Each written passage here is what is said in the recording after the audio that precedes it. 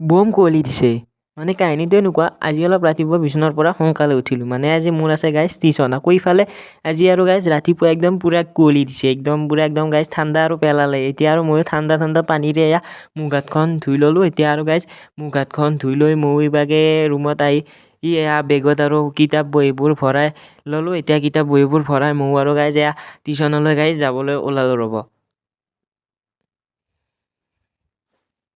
1 hour later. তো এতিয়া ময়ো আৰু গাইজ টিউশ্যনৰ পৰা আহি পালোঁ আহিয়ে প্ৰথমতে এয়া ৰাতিপুৱাৰ চাহকাপ খাই ল'লোঁ ৰ'ব। এতিয়া আৰু চাহ তাহ খাই আহিলোঁ মই ৰুমলৈ মানে মোক আজি মায়ে এটা কাম দিলে মানে চাৰ্জাৰখনত যে কিতাপবোৰ আছে মানে একদম মানে চিডিল মিডিল হৈ আছে সেইবোৰ আৰু গাইজ মোক মানে মায়ে ঠিক কৰি থ'বলৈ দিলে সেয়ে আৰু ময়ো আৰু মায়েৰ কথা মতে গাইজ পূৰা একদম কিতাপ পত্ৰবোৰ ঠিক কৰি ল'বলৈ ধৰিলোঁ প্ৰথমতে এটা জুবিনদাৰ গান লগাই লৈছোঁ এতিয়া আৰু পূৰা একদম কিতাপ পত্ৰবোৰ ভালদৰে ঠিক কৰিবলৈ লৈছোঁ ৰ'ব।